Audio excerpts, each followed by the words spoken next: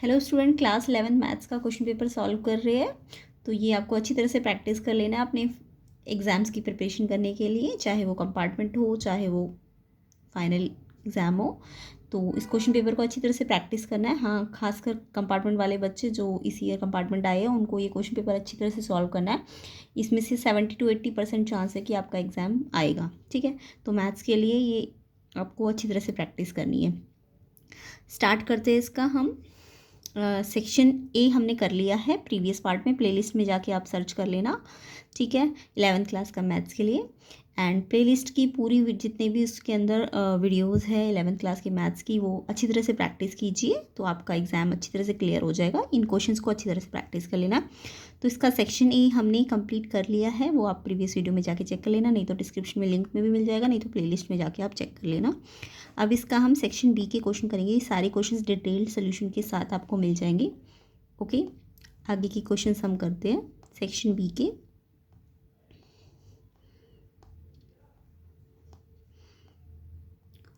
तो question number 20 तक हमने कर लिए थे। आज हम इसके आगे के क्वेश्चन ट्राई करते हैं सेक्शन बी के। ठीक है, तो 21 क्वेश्चन देखिए। इफ़ 10 अल्फा आपको गिवन है m/m+1 एंड 10 बीटा गिवन है 1/2m+1, आपको फाइंड करना है अल्फ़ा प्लस बीटा। तो यहाँ पे कुछ नहीं है, अल्फ़ा प्लस बीटा फाइंड करना है, आपको 10 की आइडेंटिटीज लगानी है। तो देखिए 10 अल्फ़ा आपको m/m+1 गिवन है, 10 बीटा आपको 1/2m+1 गिवन है। आपको अल्फ़ा प्लस बीटा निकालना है, तो आप 10 अल्फ़ा प्लस बीटा की आइडेंटिटी लगाएंगे क्योंकि इनकी यूज़ करेंगे इनका। तो 10 अल्फ़ा प्लस बीटा की आइडेंटिटी क्या होती है? 10 alpha plus 10 beta 1 minus 10 alpha 10 beta, ये सबको आती होगी आइडेंटिटी। अब 10 अल्फ़ा जो हमें यहाँ गिवन है वो यहाँ रख देंगे 10 अल्फ़ा के प्लेस में, 10 बीटा के प्लेस में ये रख देंगे 1, फिर से 10 अल्फ़ा को ये रखेंगे एंड 10 बीटा के प्लेस में ये रखेंगे। अब आपको कुछ नहीं करना, कैलकुलेशन करनी है। पहले इनका एलसीएम लोगे तो ये दोनों आएंगे ना एलसीएम में, ये यहाँ चला जाएगा और ये यहाँ मल्टीप्लाई में चला जाएगा। सेम ऐसी इसके एलसीएम में भी देखो ये दोनों ही आएंगे और ये पूरा जो है ये इससे मल्टीप्लाई हो जाएगा एंड ये इसके नीचे तो ऑलरेडी है तो m आएगा इस साइड। तो सिर्फ तो जो एलसीएम इसका आएगा और जो इसका आएगा वो आपस में रेसिप्रोकल होकर क्या हो जाएंगे? कैंसिल हो जाएंगे। तो ये अपॉन में जो एलसीएम है वो तो हट जाएगा कैंसिल होके, सिर्फ ऊपर वाले टर्म्स बचेंगे। ऊपर क्या बचा? ये इंटू हुआ इससे 2m² प्लस m हो जाएगा, m 2m से होगा और m 1 से होगा एंड इस साइड ये 1 प्लस हुआ यहाँ ये m+1 इससे मल्टीप्लाई हुआ तो m+1 आ जाएगा। सेम ऐसे इसका जो एलसीएम आया m+1 और 2m+1 उसको आप अंदर मल्टीप्लाई कर लेना, तो ये 1 से मल्टीप्लाई होगा तो एज इट इज़ आ जाएगा 2m² प्लस 3m+1 एंड यहाँ तो ऑलरेडी नीचे है तो ये m एज इट इज़ आ जाएगा। बस कुछ नहीं, कैलकुलेशन आनी चाहिए आपको। देन आपको दिख रहा है ये नीचे 2m² 3m - m 2m+1, ये ऊपर नीचे सेम आ जाएगा तो कैंसिल हो जाएगा 1। अगर 10 अल्फ़ा प्लस बीटा 1 है तो आपको अल्फ़ा प्लस बीटा निकालना है ना, तो यहाँ 10 है ना तो इस 1 को भी 10 की फॉर्म में लाइए। 1 का वो था 10π/4 में, तो 10 से 10 हट जाएगा तो अल्फ़ा प्लस बीटा कितना आ जाएगा? π/4। तो सिंपल क्वेश्चन था, बस कुछ नहीं था इसमें। 10 अल्फ़ा 10 बीटा गिवन था, आपको अल्फ़ा प्लस बीटा के लिए 10 अल्फ़ा इसकी आइडेंटिटी लगानी थी। देन कैलकुलेशन पार्ट है। नेक्स्ट क्वेश्चन नंबर देखते हैं, क्वेश्चन नंबर 22।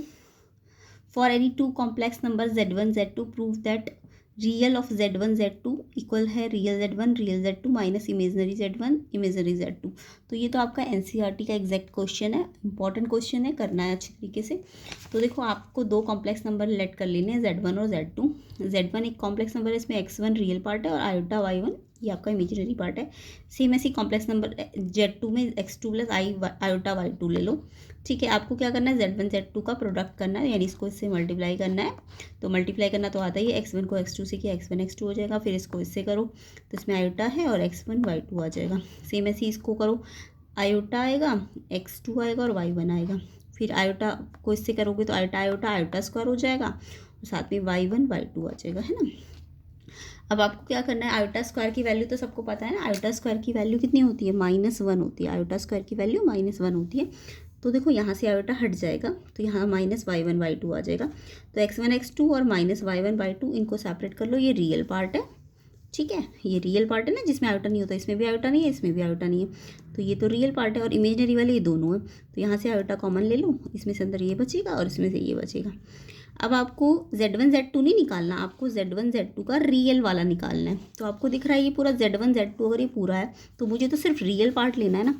तो रियल Z1 Z2 एक्चुअल में यही तो है, ये रियल पार्ट है और ये इमेजिनरी पार्ट है। तो रियल Z1 Z2 सिर्फ इतना है, x1 x2 minus y1 y2। अब आपको दिख रहा है ये x1 एक्चुअल में Z1 का रियल पार्ट था ना, और Z2 x2 कौन था, Z2 का रियल पार्ट। ये रियल था, ये इमेजिनरी था। तो Z1 का रियल पार्ट क्या, x1। तो इस x1 के प्लेस में आप क्या रख सकते हो, रियल Z1।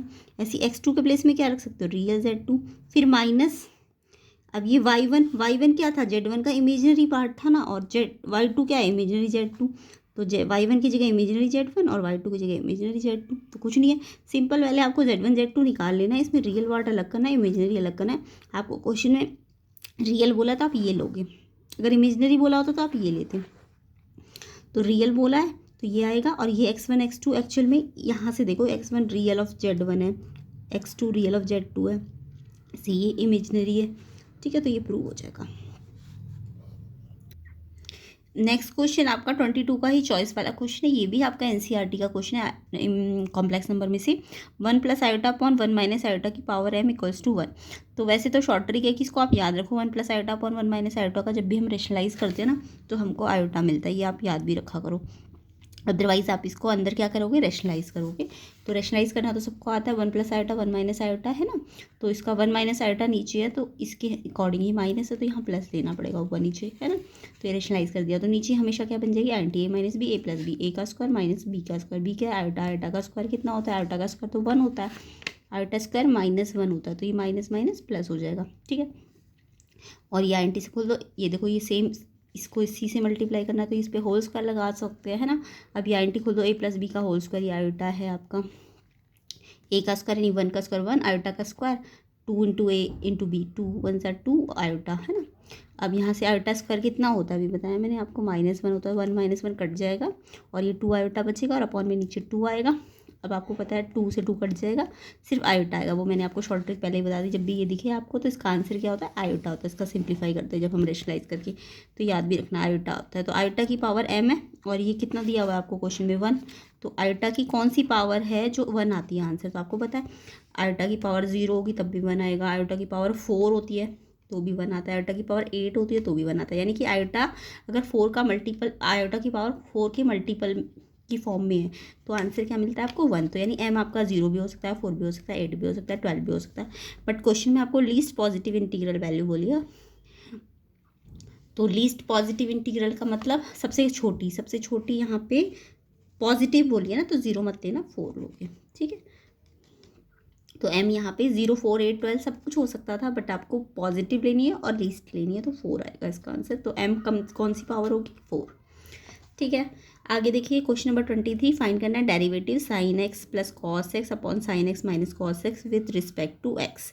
तो आपको डेरिवेटिव फाइंड करना है, यानी डिफ्रेंशिएशन करना है x की रिस्पेक्ट में। तो यहाँ पे डिफ्रेंशिएशन में क्या लगेगा, देखो ये sin x + cos x ऊपर है और sin x - cos x नीचे, यानी कि ये क्वोशिएंट रूल लगेगा इसमें। तो क्वोशिएंट रूल से डिफ्रेंशिएशन करना तो सबको आता है, अगर u/v है तो पहले u का डेरिवेटिव लेते हैं v एज इट इज़, फिर माइनस, फिर v का डेरिवेटिव लेते हैं u as it is, and नीचे v का स्क्वायर होता है, ये तो सबको पता होगा फॉर्मूला। तो हम ऐसे ही करेंगे, ये u है ये v है, ये पूरा u है और ये पूरा v है। तो पहले हम u का डेरिवेटिव लेंगे, यानी इसका डेरिवेटिव लो। तो sin x का डेरिवेटिव पता है cos x होता है, प्लस है तो प्लस ही लगाएंगे, लेकिन cos x का डेरिवेटिव माइनस sin x होता है, तो यहाँ माइनस लग जाएगा। अब v एज इट इज़, यानी ये v है पूरा, तो इसको एज इट इज़ लिख दिया। फिर अब माइनस, अब देखो v का डेरिवेटिव लोगे तो sin x, अब आपको v का डेरिवेटिव लेना है ना, तो sin x का डेरिवेटिव क्या होता है, sin x का डेरिवेटिव cos x होता है। ठीक है, sin x का डेरिवेटिव cos x होता है, और cos x का डेरिवेटिव माइनस sin x होता है। अब देखो दो माइनस माइनस होंगे तो प्लस हो जाएगा ना, यानी कि ये प्लस sin x आ जाएगा। तो पहले sin x का डेरिवेटिव cos x, और फिर cos x का डेरिवेटिव माइनस sin x, और दो माइनस है तो इसलिए प्लस sin x, और ये वाला एज इट इज़ आ जाएगा। ठीक, एक बार इसका डेरिवेटिव ये एज इट इज़, और एक बार इसका डेरिवेटिव ये एज इट इज़। अब आपको दिख रहा है कि यहाँ पे देखो cos x minus sin x है, और यहाँ sin x minus cos x है तो ये सेम टू सेम। ठीक है, लेकिन यहाँ पे साइन पे माइनस है और यहाँ पे cos पे माइनस है, तो आप क्यों ना दोनों को सेम बनाने के लिए इसमें से मान लो, अगर मुझे cos x को पॉजिटिव करना है तो इस वाली में से मैं माइनस कॉमन ले लूँगी, तो जब बाहर माइनस ले लूँगी तो ये प्लस का हो जाएगा और ये माइनस का हो जाएगा। तो यानी ये भी cos x minus sine x आ जाएगा। जब मैं माइनस बाहर ले लूँगी तो ये भी cos x minus sine x और ये भी cos x minus sine x, तो इस पर होल स्क्वायर लग जाएगा। माइनस बाहर लिया तो इस पूरे पे क्या लग जाएगा, स्क्वायर। माइनस पे नहीं लगेगा, माइनस तो सिर्फ इसमें से बाहर लिया है ना, इसमें से थोड़ा ना लिया है, तो माइनस तो बाहर रहेगा बट होल स्क्वायर नहीं लगेगा। माइनस पे स्क्वायर नहीं लगेगा, इस पे इस पूरे पे ये सेम बन गया ना दोनों, तो इस पे स्क्वायर बन जाएगा। ऐसे ये बिल्कुल इसके जैसा है, sine x plus cos x, sine x plus cos x, तो इस पे भी स्क्वायर लग जाएगा और नीचे तो है ही स्क्वायर। अब देखो आपका माइनस दोनों में आ रहा है ना, तो आप माइनस सबसे बाहर ले लो, तो ये भी स्क्वायर में है और बाहर माइनस लिया तो ये प्लस हो जाएगा। ये भी स्क्वायर में है और ये भी स्क्वायर में है। अब आपको कुछ नहीं करना, सिंप्लीफाई करना है। Cos x minus sine x का होल स्क्वायर का फॉर्मूला खोल दो, ए माइनस बी का होल स्क्वायर, ए का स्क्वायर बी का स्क्वायर प्लस ए का स्क्वायर प्लस बी का स्क्वायर माइनस 2ab। ए क्या है कॉस एक्स और बी क्या है साइन एक्स। ऐसे ही इसको भी खोल दो, ए प्लस बी का whole square, A square plus B square plus 2ab। And इसको भी खोल दो, ए माइनस बी का होल स्क्वायर, ए का स्क्वायर प्लस बी का स्क्वायर माइनस 2ab, है ना। अब यहाँ से देखो ये तो कट जाएगा, है ना, कट गया ये। Minus 2 sine x cos x plus 2 sine x cos x. अब ये आपको पता है cos square plus sine square कितना होता है, 1 होता है। ऐसे ही cos square plus sine square 1 होता है, तो 1 और 1 कितना हो जाएगा, 2 हो जाएगा और बाहर माइनस है और ये भी 1 होता है। और ये minus 2 sine x cos x, 2 sine x cos x INT होती है साइन 2x की, तो ये आ जाएगा आपका। अब ये माइनस को अगर आपको हटाना है तो आप यहाँ पे नीचे भेज दो इसको, तो ये माइनस वाला तो प्लस का हो जाएगा और प्लस वाला माइनस का हो जाएगा, तो ऊपर से माइनस हट जाएगा। तो ओवरऑल इसका डिफरेंशिएशन हम सिंप्लीफाई करके निकालेंगे तो ये आएगा। बाकी इसका सिंप्लीफिकेशन में ये फॉर्मूला आपको याद रखना है, बाकी तो कैलकुलेशन पार्ट है वो कुछ भी नहीं है। क्वेश्चन नंबर 24 देख लेते हैं। ये आपका परमुटेशन में से है। Question number 4, if 5 bracket 4PR equal to 6 5PR minus 1, तो आपको R की वैल्यू फाइंड करनी है। तो परमुटेशन के आपको फॉर्मूले आने चाहिए। तो देखिए क्वेश्चन नंबर 24 में आपको 5 तो एज इट इज़ रखना है। परमुटेशन का फॉर्मूला क्या होता है, इस पे फैक्टोरियल लगता है और अपॉन में नीचे इस ये माइनस ये। अगर कोई भी NPR है परमुटेशन तो पहले फैक्टोरियल n होता है, फिर फैक्टोरियल n माइनस r नीचे आ जाता है, ठीक है। तो पहले इसका फैक्टोरियल और फिर 4 माइनस r का फैक्टोरियल, और ऐसे 6 एज इट इज़ इसका फैक्टोरियल और फिर इसमें से इसको माइनस करो, तो जब माइनस करोगे तो इसके साइन चेंज हो जाएंगे, ये माइनस का हो जाएगा और ये प्लस का हो जाएगा। ओके, तो ये 6 माइनस r हो जाएगा, है ना, फैक्टोरियल 6 माइनस r। अब आपको दिख रहा है यहाँ फैक्टोरियल 4 और यहाँ फैक्टोरियल 5 है, तो आपको पता है ना 5 को फैक्टोरियल का मतलब क्या होता है, अगर 5 फैक्टोरियल 5 है तो उसका मतलब क्या होता है कि 5 4 कहाँ तक लेके जाते हैं, इसको 1 तक लेके जाते हैं ना। फैक्टोरियल का मतलब अगर ये 5 है तो इसको कहाँ तक लेके जाओगे, मल्टीप्लाई में 1 तक। कोई भी फैक्टोरियल 1 तक जाता है, या फिर मैं इसको बीच में ही रोकना चाहती हूँ तो 5 को एज इट इज दिया 4 3 2 1, एक्चुअल में फैक्टोरियल 4 हो जाएगा।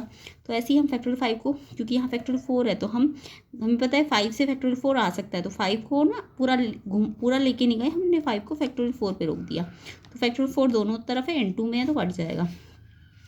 एंड यहाँ पे 4 माइनस r फैक्टोरियल और यहाँ 6 माइनस r फैक्टोरियल है। तो देखो फैक्टोरियल में हम एक एक माइनस कर रहे हैं ना, अगर इसमें माइनस करेंगे तो ये 3 माइनस r 2 माइनस r में पीछे जाएगा, बट इसमें माइनस करती हूँ तो 5 माइनस r 1 माइनस करूँगी तो 5 माइनस r 4 माइनस r, तो इसको माइनस करने से ये बन सकता है ना। तो इसको हम खोलेंगे, तो ये खोलेंगे तो 6 माइनस r, फिर 1 माइनस करो 5 माइनस r, फिर 1 माइनस करो 4 माइनस r। अब 4 माइनस r पे स्टॉप कर दो, है ना, तो ये कैंसिल हो जाएगा और इस 5 से ये 5 कैंसिल हो गया, यहाँ पे 6 बचा। अब कुछ नहीं है, क्रॉस मल्टीप्लाई कर दो तो ये 6 माइनस r 5 माइनस r यहाँ चला जाएगा ऊपर, और ये 6 1 जा 6 यहाँ आ जाएगा। अब आपको इसको अंदर मल्टीप्लाई करना तो आता है, 6 5 जा 30, 6r माइनस का minus r 5 minus 5r minus r plus का r square equal to 6। Quadratic बन रही है, क्वाड्रेटिक को जनरल फॉर्म में लेके आओ, पहले r स्क्वायर, ये माइनस के 11r हो जाएंगे, minus minus plus sign minus का, एंड 30 और ये 6 को भी यहाँ ले आओ तो 30 माइनस 6 24। अब इसकी क्वाड्रेटिक इक्वेशन को सॉल्व करना है, तो 24 1 जा 24 के ऐसे फैक्टर करोगे 11 आए तो 8 3 सा 8 और 3 फैक्टर यानी प्लस करके 11 आ जाएगा, और बाहर माइनस है तो अंदर के साइन दोनों चेंज हो जाएंगे अंदर वाले। इसमें से कॉमन r आएगा r माइनस 8, इसमें से माइनस 3 कॉमन आएगा r माइनस 8 और r माइनस 3। r या तो 8 है या r 3 है, तो दोनों ही वैल्यू पॉजिटिव है, तो ये भी हो सकता है और ये भी। हाँ, अगर ये नेगेटिव आता तो ये पॉसिबल नहीं होता, दोनों पॉजिटिव है तो ये भी हो सकता है और ये भी हो सकता है, ठीक है। तो ऐसे करके ये कुछ नहीं था, कैलकुलेशन पार्ट है वो आपको आना चाहिए। नेक्स्ट क्वेश्चन नंबर आपका चॉइस में था, ये आपको मैंने बहुत बार ये प्रॉपर्टी सिखा रखी है, NC9 इक्वल टू NC8, आपको ये फाइंड करना है। ये क्वेश्चन मैंने हर बार कहा है इंपॉर्टेंट होता है और बहुत बार कराया हुआ है क्वेश्चन। NC9 NC8 जब भी n ऊपर सेम हो ना कॉम्बिनेशन में और नीचे r डिफरेंट हो, तो हम एक प्रॉपर्टी याद होनी चाहिए हमें। ये प्रॉपर्टी क्या है, अगर NCX बराबर NCY है, यानी कॉम्बिनेशन अगर दो कॉम्बिनेशन इक्वल है, तो या तो उनके r जो होते हैं, नीचे r होता है ना, ये r या तो इक्वल होंगे या फिर इन दोनों r का सम n के इक्वल होगा। ठीक है, तो यहाँ पे दिख रहा है मुझे r तो सेम है नहीं, 9 8 के इक्वल हो नहीं तो होगा नहीं, तो यानी कि इन दोनों का सम किसके बराबर होना चाहिए, n के बराबर होना चाहिए, सेकंड वाली प्रॉपर्टी। तो 9 + 8 N17 आ जाएगा। अब आपको NC17 फाइंड करना था, तो n के प्लेस में क्या रख दोगे 17 और C17। वैसे भी याद रखो NCN अगर ऊपर भी यही है और नीचे भी यही है, यानी कि NCR में RN ही है, अगर NCN तो ये 1 होता है, ये याद रखो। अदरवाइज़ आपको NCR का फॉर्मूला खोलना आना चाहिए, फैक्टोरियल n फिर फैक्टोरियल r। परमुटेशन में r पे फैक्टोरियल नहीं लगता, सिर्फ इतना आता है परमुटेशन में, ये n फैक्टोरियल और फिर नीचे n-r, बट कॉम्बिनेशन में r का भी फैक्टोरियल होता है। तो या तो इस फॉर्मूले से आप खोल दो, नहीं तो सिंपली ये तो 1 होता है, जितना ऊपर हो अगर उतना ही नीचे हो कॉम्बिनेशन में, तो आंसर आपका 1 ही आता है। ठीक है, तो NCN भी 1 होता है और NC0 भी 1 होता है, यानी कि 15C0 14C0 तो वो भी 1 होता है, या ऊपर जो है वही नीचे है, तो उसका कॉम्बिनेशन 1 ही होता है। नहीं तो आप 17 फैक्टोरियल इस फॉर्मूले के हिसाब से, और 17 - 17 यानी 0 फैक्टोरियल 0 की वैल्यू याद रखना 1 होती है। ठीक है, फैक्टोरियल 0 1 होता है, तो इसका आंसर 1 आ गया, वो मैंने ऑलरेडी बता दिया। तो ये प्रॉपर्टी बहुत इंपॉर्टेंट है, ये दोनों या तो ये इसके बराबर रखना होता है, अगर बराबर नहीं है तो फिर ये वाली प्रॉपर्टी लगानी होती है। ठीक है, नेक्स्ट क्वेश्चन नंबर 25 देख लेते हैं। और A convex polygon has 44 diagonal, find the number of its sides। तो इस क्वेश्चन को करने के हमारे पास 2 मेथड है। मैं पहले इसको कॉम्बिनेशन मेथड से बता रही हूँ, देन इसका एक सिंपल मेथड है, वो भी आप कर सकते हो। तो देखो, आपको पता है कि कोई भी कॉन्वेक्स पॉलीगन में अगर डायगोनल की बात करें, तो कॉन्वेक्स पॉलीगन में डायगोनल कैसे बनते हैं, 2 वर्टेक्स को मिलाने से, है ना। 2 वर्टेक्स को मिलाने से क्या बनेंगे, डायगोनल। तो इसका जो नंबर ऑफ डायगोनल का फॉर्मूला होगा वो होगा NC2 -n। ये फॉर्मूला याद रखोगे डायगोनल्स के लिए। तो NC2 -n आपको क्वेश्चन में गिवन है 44। अब इसको कुछ नहीं करना, NC2 को आपको खोलना तो आता है, फैक्टोरियल को ये वाला फॉर्मूला लगा के, तो पहले फैक्टोरियल n फिर 2 पे फैक्टोरियल और फिर इसको इससे माइनस करके भी फैक्टोरियल लग जाएगा, माइनस का n as it is 44। And अब आपको पता है ना, फैक्टोरियल n को मैं एक्सपेंड करूँगी तो जाके मेरा n-2 आ सकता है, क्योंकि एक माइनस करते हैं ना, तो इसको माइनस करूँगी तो n-1 n-2, इसको माइनस करने से थोड़ा ना n आएगा, क्योंकि इसको माइनस करने से तो अगर 1 माइनस करूँगी तो n-3 n-4 आ जाएगा। तो इसको मत एक्सपेंड करना, इसको तो n-1 और कहाँ पे रोक देना, फैक्टोरियल n-2 पे इसको रोक देना। नीचे वाला ये इससे कैंसिल हो जाएगा, अपॉन में 2 फैक्टोरियल तो 2 ही होता है, क्योंकि फैक्टोरियल 2 का मतलब 2 × 1 1 तक ही तो ले जाते हैं हम, तो 2 × 1 तो 2 ही हो जाएगा। तो n-1 अपॉन 2, एंड साथ में यहाँ पे इस n को यहाँ भेज दो, माइनस से प्लस हो जाएगा। अब क्रॉस मल्टीप्लाई कर दो, तो ये n² - n एंड ये 2 यहाँ के मल्टीप्लाई हो जाएगा। अब ये क्वाड्रेटिक बन रही है आपकी, तो क्वाड्रेटिक को सॉल्व करना तो सबको आता है, n² - n -2n इस सबको एक साइड ले आएंगे, फिर n और 2n कितने हो गए 3n माइनस के। अब इस 88 के ऐसे फैक्टर करो कि 3 आ जाए, तो 11 8 से 88 और 11 - 8 करके 3 आ जाएगा। बाहर माइनस है तो अंदर के साइन चेंज हो जाएंगे, इसमें से n कॉमन आ जाएगा, n - 11 इसमें से 8 कॉमन आ जाएगा, तो या तो n - 11 0 है या n + 8 = 0, तो यहाँ से n 11 आ जाएगा प्लस का, और यहाँ पे प्लस है तो माइनस का। ये पॉसिबल नहीं है, n कभी नेगेटिव हो नहीं सकता, n कभी फ्रैक्शन में भी नहीं हो सकता कॉम्बिनेशन या परमुटेशन में, और ना ही कभी नेगेटिव होगा। ठीक है, ऐसी r भी है, r ना तो नेगेटिव होगा और ना ही फ्रैक्शंस में होगा। ठीक है, तो ये n कितना आ गया 11 आ गया, यानी कि कितने नंबर ऑफ साइड कितनी है 11 है। ओके, एक और तरीका है इसका करने का, number of diagonal convex polygon में आप फॉर्मूला याद कर लो, n-3/2 होता है, ये फॉर्मूला फिक्स है, n-3/2 = 44 आपको गिवन नहीं है डायगोनल कितने हैं, तो यह फॉर्मूले में कुछ नहीं करना, क्रॉस मल्टीप्लाई करके n² - 3n और 2 यहाँ मल्टीप्लाई होगा, फिर ये क्वाड्रेटिक बना दी, ये बनी हुई थी, हमारा n कितना आया था इसको सॉल्व करके 11। ठीक है, तो इस तरीके से भी आप कर सकते हो, बट क्योंकि सिलेबस में कॉम्बिनेशन वाला तरीका है तो वो उससे आपको सॉल्व करना है। नेक्स्ट क्वेश्चन सेक्शन सी हम नेक्स्ट पार्ट में करेंगे, तो इसके कंप्लीट डिटेल सोल्यूशन आपको नेक्स्ट पार्ट में मिलेगा। और इस क्वेश्चन पेपर को आपको अच्छी तरह से सॉल्व करना है। कोई अगर प्रैक्टिस कर रहा है इम्प्रूवमेंट पेपर की या फिर कंपार्टमेंट पेपर की, तो बहुत यूज़फुल है ये क्वेश्चन पेपर। आपको इसको अच्छी तरह से कर लेना है। और प्लेलिस्ट में ज़रूर जाना 11th क्लास की, लास्ट ईयर की, इस ईयर की 22-23 सेशन की। तो वहाँ पे आपको कंपार्टमेंट के लिए वो प्लेलिस्ट करनी बहुत ज़रूरी है। उसमें 3-4 क्वेश्चन पेपर है, सैम्पल पेपर भी है और क्वेश्चन पेपर भी है। तो वो आप अच्छी तरह से कीजिए अगर आप अपने कंपार्टमेंट को क्लियर करना चाहते हैं। इसके अलावा फाइनल टर्म की या मिड टर्म की रिवीजन करने के लिए भी ये क्वेश्चन पेपर बहुत इंपॉर्टेंट है। ठीक है, तो सेक्शन सी और सेक्शन डी को हम नेक्स्ट पार्ट में करते हैं। एंड सेक्शन ए का लिंक मैं वीडियो के डिस्क्रिप्शन में भी डाल दूंगी, नहीं तो आप प्लेलिस्ट में जाके इसको सर्च कर लेना। वीडियो को शेयर ज़रूर करना, चैनल को सब्सक्राइब करना एंड लाइक भी कर देना।